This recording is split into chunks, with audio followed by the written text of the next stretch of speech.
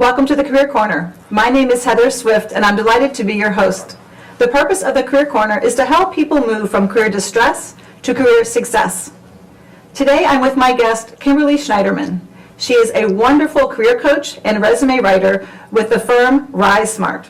Kimberly, welcome to the show. Thank you for having me. I'm excited to be here today. Yes, well, I know you have a lot of great content to share with your many years of helping people in job search and transition.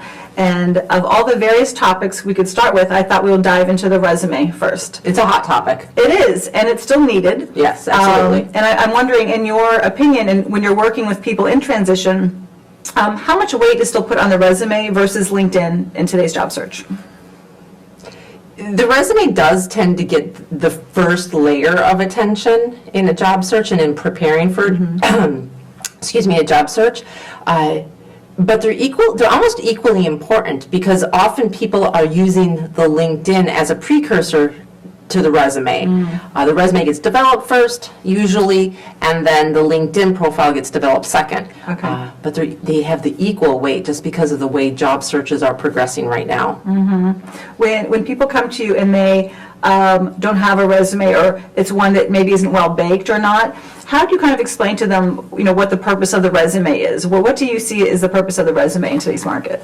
Well, the purpose of a resume is obviously to help a candidate land an interview. They're not going to get a job from a resume, but it is going to help a reader. It's going to help a potential employer decide if they want to interview that person or not. And so the very purpose of a resume is to help the candidate land an interview.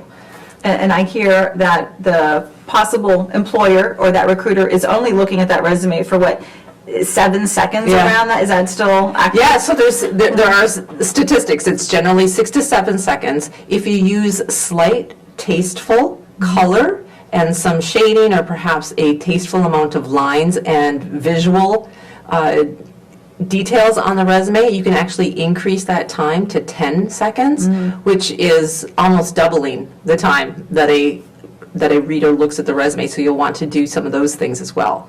We're not talking ribbons and rainbows here. No ribbons and rainbows. We're talking about when you have a section labeled, like your professional experience section, you might have that line, professional experience, underlined, and maybe those words across the entire line are in a nice shade of blue. So just the entire line highlighted. The words are still in black. Something a little different, and probably too, depending on if you're a more creative sector or banking, there's probably some typical formats in that way.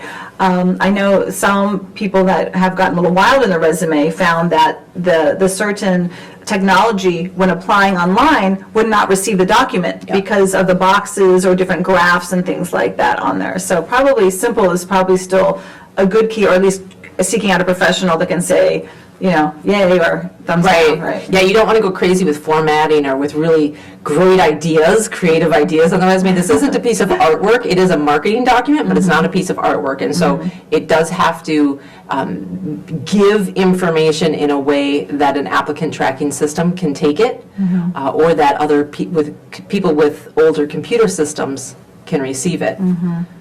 No, that's always a good reminder, because I think people get maybe too caught up in wanting to be different or knowing, let me capitalize on those 6 seconds and do something that, but unfortunately could work against you if you're not prepared, with what that looks like. When people are getting ready to prepare a resume, and obviously you cannot write a resume without working with someone, because although you're fabulous, you're not psychic yet. Right. But you'll get a big bump in salary. As soon as I get psychic, my psychic powers come, that'll be great. Much more. That'll be amazing. We'll have to train everyone like that. But what do you recommend as far as when people are starting to write? Because some people just want to list a bunch of dates and jobs. And the other way of looking at that is really accomplishment driven, right? Can you talk a little bit about why that's important? So let me start with where you should be when you're starting to write your resume. I always tell people that if you're going to write your own resume, sit down at your dining table. Don't sit down at your computer. Because you sit down at your dining table, you want to start brainstorming all the things that you know are important to your potential employer. And you might start writing about some experience that you had 5 years ago, and it's at the top of the paper. And it's okay that you're using that format just to brainstorm, just to get everything out of you and to remind yourself about what happened in your career. By sitting down at the dining table with a paper and pen, not worrying about formatting, not worrying about dates and such, you end up pulling out a lot better sets of information and data from your career history. And then when you do get to the computer to start formatting things and you start thinking about maybe the accomplishments on another level, on a deeper level, your accomplishments can come out in a variety of ways. You can start asking yourself, how did I get the projects done that I got done? Who did I work with? What was the goal of the project and what did I accomplish? Why was I even working on that in the first place? Where did my work reach? Was my work international? Was it local? Was it regional? Where was everybody located that I had to work with to get things done? Where did the clients come from? So I'm kind of getting at the who, what, when, where, why, and how. That old trick from grade school can help you build some of the content for your resume as well. And when there are young people who might be writing a resume for the first time, they don't have tons of accomplishments because they're new to the workforce. Right. What can they pull out that will show how they made a difference? What could they go to on writing a resume for the first time? So when somebody's coming out of college or coming out of high school, when they need that first resume, they really need to look at their years in school as if that's their career. What did they get involved in? What committees did they join? What activities did they join? What sports did they participate in? What did they do on that sports team? Fundraising, student council, theater, all those things. Absolutely. Whether they're very academic focused activities or sports focused activities. And then what did they do outside of school as well is the other aspect. Were they babysitting? Were they getting involved in their community? Were they involved in their church? And how can they put that information together to build the content of their resume? Every year I speak at a New York Cares event in the city for incoming, I guess, high school juniors and seniors, some recent grads. And some of them are going to college, other ones are trying to get their summer job or a job, and trying to remind them that although this may not be their dream job, that these people can still be references for them. Absolutely. And to get to know some teachers that can be references, because every job's like, oh, what's your reference? But you have to start somewhere, right? That's always the juxtaposition there, is how do I get a job without experience when every job needs experience, all of that. With younger people, what do you tell them about where to highlight most heaviest on the resume? Because if they have like high school or clubs, what about personal hobbies at that age? Things of that nature, because they certainly shouldn't go over one page because they have such a brief history of what we would consider, opportunities to show employment in that way. Right. So it's like, should they be highlighting more of, a few bullets, say underneath, what if it was working at McDonald's or babysitting or student council, just to kind of make stand out. So during those brief moments, someone's looking at the resume, that there's some meat under each bullet or, or a title. The ultimate goal for somebody that is just starting out in their career path is to show a level of responsibility and a level of engagement in their career, whether that career be academic or whether it be at a fast food restaurant for 3 years through high school or summers in between college breaks or high school breaks. You just want to show responsibility. You might even say in one of those bullet points under that job at McDonald's might be how many hours you worked a week and what the duration of your work periods were. Did you work 40 hours a week for 3 months straight during school breaks? How many customers did you serve at that McDonald's during those breaks? So yeah, you do want to have a few bullet points describing the work that you did. Try to quantify it in a way that shows how busy you were in that job or what you did for the people that you were working for in that job. How did you add value? How did you add value? Pull that out. How did you fulfill a need? Definitely. With the ideas of an objective or an executive summary in the beginning for more professionals, maybe going through transition, what are some do's and don'ts around those? Well, the objective itself is kind of an old school idea, and I generally advise against an objective. I have seen it used most recently in actually a pretty decent way, in an interesting way. I'm more of a fan of a profile for everybody, whether you are a new college graduate or an executive that's had a 20-year track record. Now, would you actually put profile at the top or just do a little paragraph really about yourself? Kind of. You don't need to label it as a profile. It's like labeling your email address. Just like references, we're looking at. Yeah. That profile section should just be for the new college graduate, it might be a few sentences about who they are as a whole person, what their professional value proposition is, what they've gotten involved in, what skills they've built, what focus they've had so far in their career, even if it's an academic career. They might put above that a title in bold, in all caps. Like, are they a financial analyst candidate? That can be how they label themselves, their professional identity, that can go just above that paragraph for the new college graduate. And for an executive, that summary section gets a little bit more deeper. You might have a tagline. You might have a title that says something along the lines of senior level finance manager, senior level finance director, offering 20 years of experience handling A, B, and C. And then the paragraph describing it. There might be a career highlights section. So there are a lot of different ways that profile section can be formatted and built out. What are some common mistakes people make when they are starting to write a resume, or they're like, hey, Kimberly, I got my draft done, and you're like, yikes. You know, what causes you to make a yikes? So a polka dot resume. Oh, really? The paper? Yeah, no, somebody that, a little bit different. Somebody that has the name of the company that they worked for and each of their responsibilities listed in bullet points. And anything more than, say, 4 or 5 bullet points, the resume itself ends up looking like a polka dot resume. 'Cause there's polka dots everywhere. Bullet, okay. Job, bullet, yep, exactly. So that polka dot resume is something that I'm aware of. Also, the obituary style resume is another kind of thing that I think about. She lived a good life at IBM for many years. Exactly. She is survived by her computer and 3 projects. Yeah, you don't want that obituary style resume either. You want something that is forward-looking, something that hits on the skills and experiences that are needed in your next position. That's what I think about when I go, yikes. Yeah, those are the things that make you go, Right? Yeah, I'm sure there are a lot of those. We're going to be taking a break in a few moments, but when we come back, maybe we could talk about some of the things to be more mindful of and do for that resume, and any more don'ts. Because the don'ts are equally important just to be mindful of, although I'm sure there's plenty of books out there, but for anyone who's watching that wants to do that. Absolutely. Okay, great. So we'll be back with the Career Corner after this brief break.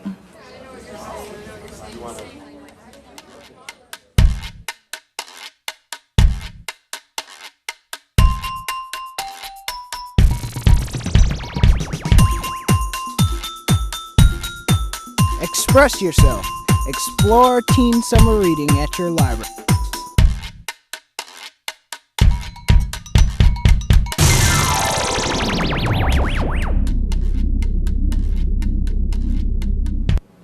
Hi, welcome back to the Career Corner. I'm here with my guest, Kimberly Schneiderman, fabulous career coach and resume writer to the stars. Well, not really, but to people that are rising stars. Rising stars, let's say it that way. That's a good one. That'll be on your new tagline. There you go. For sure. So we're talking about resumes right now. Absolutely. I'd love to kind of close this out by asking a few key questions about some do's and don'ts. But one thing I've seen happen with people is when they have been in the workforce for many years, how do you make sure ageism doesn't just, put you in the don't call pile, where you can tastefully, without lying, but at least give yourself a chance? How do you handle dates from high school or terms of employment? How far do you go back? How many pages should a resume ever be? Can you share some things like that? Yeah, so let me share some ideas around those conundrums, if you will. So for the person that's been in their job for 20 years, they've probably heard the advice, don't go farther back than 10 years on your resume. Well, how do you follow that advice if you've been in your job for 20 years? Yes. So I have a little trick. I'll give the name of the employer, whether it ABC company, and I might say present, or I might say through 2012. Neither strategy gives the beginning date of the job. So if they started that job in, say, 92, and they ended in 2012, we don't know what year that they started the job, so we just know that they worked there through 2012. If we just say present without a beginning date, it just shows that they've been working there. And then if they've had promotions through the years of those 20 years, I might list the most recent title and give the exact dates of that tenure and maybe 1 or 2 other positions, and then leave off the rest of the positions that they held. So when they had that junior level analyst position way back from 92 to 94, we don't have to get that on paper. We can just kind of skip over it. So that's one idea for the person that's been in their job for 20-some years. Because sometimes people feel like they have to put every single thing down. And if that's the case, you would almost have a resume book. Yeah, and you don't need a book. Yeah. Most people can cap their resume at 2 pages. And it better be 2 pages full of information that the employer needs. Not just information about you and your work experience, but what does the employer need to know about you to get excited? Okay, there's a difference in that. Not just everything you've done, but what are you going to do that's most important next? Another trick in writing the resumes is for the education section. What do you do about graduation dates? And generally the rule of thumb is if you graduated more than 10 years ago, you can probably drop the date off the resume that you graduated from college. One caveat to that is if you've been in your career for several years and have just recently completed your education, you actually might put that date on there.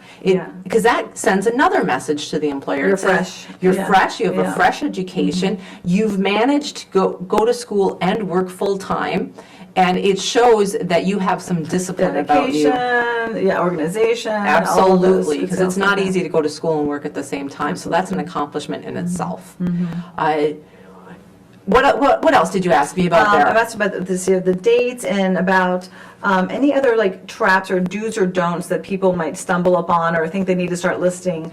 Are people still putting MS Word, Excel? Like what do you do about the computer stuff? I know Facebook really well. Yeah. Social media is actually a pretty important skill to have, and listing some of the technology that can be important for that person that's been in their career path for a long time to show that they're up to date. So some technologies. Okay. I wouldn't say that I know Facebook. Yeah, If can you Facebook imagine? has nothing. I am the Facebook guru. I post like 20 times a day. Yeah, I'm a really good worker, but I need an hour for Facebook. At least.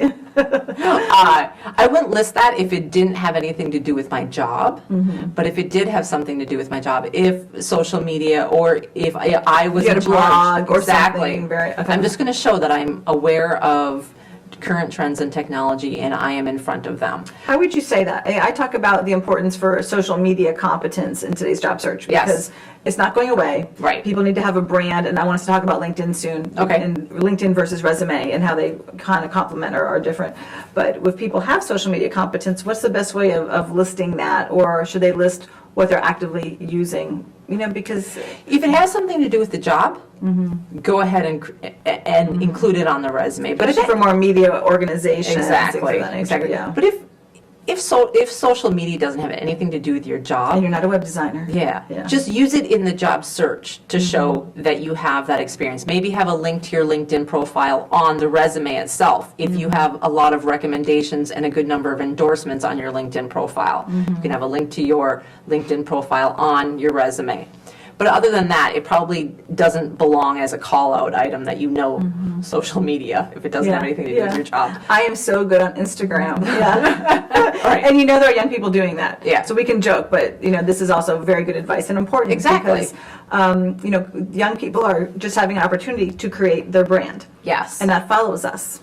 And there's no such thing as delete. And sometimes Yeah. creating your brand is happens to you rather than is driven by you. Yes. And so you want to be careful about what you're doing on those social media sites. Yeah, absolutely. And that's for, I had someone I was talking to and they said that their father, who is like a lawyer or something, was posting all these pictures of him with cigars and drinking on the back deck and like real social, type photos. And his mother was mortified. She's like, oh, I'm so embarrassed. I'm so humiliated because obviously grandma is now on, Facebook or LinkedIn or whatever. And the daughter was trying to figure out how to coach her dad into saying, enough with the Cigars. pictures, because not everyone is going to look in that favorably. Right. And I guess it depends on who you bring into your inner circle. Is Yeah. it just all friends on Facebook and business colleagues on LinkedIn? Sometimes there's a crossover when, business friends or business colleagues become friends. I have that. But, Yes. it's not for everyone. You have to watch out for that. So let's talk about LinkedIn. Okay. Does LinkedIn replace a resume or complement? It complements it. It's almost a different tool. a tool that sits Should next to the everything on your resume go to LinkedIn? I already know the answer, but I want to hear you say it. Right, you already know the answer, so let me say it again. Totally, No. say it. No, LinkedIn should not be a mirror image of your resume. Because recruiters, 80% of recruiters are using LinkedIn to source candidates right Yes, now, yes. it's the first thing that they see is that LinkedIn profile. You want to use LinkedIn to pique those recruiters' interest. You want to give just enough information to people looking at your profile so that they know that you have experience that they need, so that they know that you have the skills.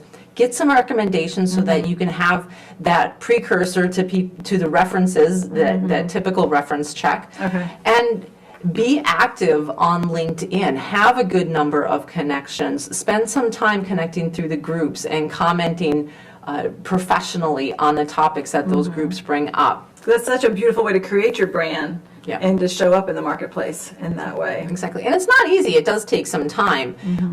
But it is one of those things that is worth your time to do rather than just sitting in front of the computer and filling out those treacherous online job applications all day. Yeah. Spend some time on LinkedIn connecting with people and trying to use LinkedIn to connect in a real way with people, to have actual conversations live, not just online. Yes. Oh, you mean like old school communication? Yes, we can So actually refreshing. talk via telephone or get together for coffee. Yeah. All communication doesn't have to just be via email and text and tweets right now. And the sad part is that if people are so reliant on that only, then they're forgetting the people skills of the handshake, of having a conversation, in that way. More and more interviews are starting off with a phone interview. Yes. And then a lot of Skype interviews, FaceTime interviews to kind of, before they're flying someone in. Yes. Or having them commute long distances in that way. We're not going to have tons of time left, but I'd love for you to cover any do's and don'ts around those interview tips, or whatever you found that your clients get hung up on, or if you keep coming in as number 3 or number 2 and never number 1. I'm sure there's been some people where you've been able to kind of Yeah. get through as to, you're always the bridesmaid, never the bride. What are you doing wrong here? The biggest thing with interviewing that I talk to my clients about is being able to tell stories about your experience that's going to communicate a skill, communicate your working style, and communicate an experience that potential employer needs. And not for an hour. And not for an hour. There's a lot of formats to telling those stories. That's like your personal value proposition, those kind of things? Well, the personal or- value proposition is your overall self. Okay. The stories that we're talking about that are going to demonstrate your skills, your approach, and your experience are going to be stories about one time. And there's a lot of ways to format them. Your viewers might have heard of the smart stories that Okay. we use at Rise Smart, or STAR, or CAR, or PAR. What they all get at is, what was the situation that you faced at work? And it's one situation. A story is about one time, not about 6 years. And so it's a situation that you faced, the actions that you took to accomplish the goal or to rise above that challenge, and then the results that you were able to attain. It's not about saving the entire world. It's just about tackling one project and how you did it. When you tell a really good SMART story, you end up talking to the employer about your approach to work and demonstrating how you do things. They can picture you working for them and doing things in that way. And if that way that you do your job matches up with their ideal employee, then you get the job. Yeah, because it is a chemistry test as well. Absolutely. A mix, and it is very much like dating, of trying before, dating before you get married, or try before you buy, and at least making sure there's a sync, like mind, and chemistry fit. And I think we've all had people that have gotten jobs at companies where it wasn't a good fit, Right. where it looked good on paper, or they were in a rush to fill it, and they didn't get to do their due diligence well, and the person was desperate to grab the job without really, vetting the company as well, Yeah. in that way. How do you see the video interview kind of changing the space of things? It's What should changed. you be mindful of? Like, hello, the backdrop, like get rid of the Budweiser photo, Yeah. poster behind you, and you're like, Get rid of that Budweiser. not that I have this in my house right now. No. but I'm thinking of younger people, like college dorm Yeah. or, They things want like that. to. You'll practice. Call somebody that you know and trust on Skype or on FaceTime, and say, what do you see when you look at me through this camera? What's behind me? Am I like nose diving into the camera? Yeah. And how is my nose, by the way? How big is it? Do I have a a nice posture in the camera. That you should also practice looking at the camera rather than looking at the picture on the screen. Of yourself. Because if you look at the camera, Kids always do that. They're like, oh, there's me. Yeah, yeah, but adults do too. adults do too. You want to look at the camera because that way the other person gets the illusion that you're making eye contact with them. Yes, that's a great tip. That's a very good tip. How good is it to have kind of cheat notes in front of you during that process, right? To have your bullets out just to keep you organized? On the video interviews, probably trickier. pretty tricky. But on a regular telephone interview, I advise that you stand up, you keep your chin level so that your voice can be nice and strong, and you have your notes in front of you, hopefully at waist height or a little bit higher, even if possible. Have your notes on the job description, have your notes on your accomplishments, those SMART stories that align with the needs of that job, and have your notes on anything else that you want in front of you right there so you can refer to them. That's a very good tip. How long do you tell your people to wait after the interview before they call the company to find out about next steps? I mean, it's always good to close the interview saying, what is your timeline? Yeah. What does the next steps look like? Is there any reason why you wouldn't consider me for your candidacy? Things like that. Absolutely. But if they go dark, a week, what timing do you give them? Yeah, whatever timeline that they were given in the interview, respect that wholeheartedly. And then maybe even add a couple days, because the job seeker's perception of time is so much different than the employer's perception of time. When they say a week, they sometimes mean a week and a half or 2 weeks or even a month. Yeah, and life happens and gets life busy. happens and corporations, business happens as well. But 2 weeks might be the right turnaround time. You have to use your judgment. There's no good answer to this question. We always joke saying it's not really stalking if you love them. Yeah. Or you don't be a stalker. Listen, well, we are now out of time, so Thank thank you. you so much for all your tips and fabulous advice. We'll have you back to cover more of the job search secrets, okay? My pleasure. Thank you. Thank you. And thank you so much for tuning in to our show here at the Career Corner. We have lots of other great guests on YouTube, so check us out. Until we meet again, I wish you much career success.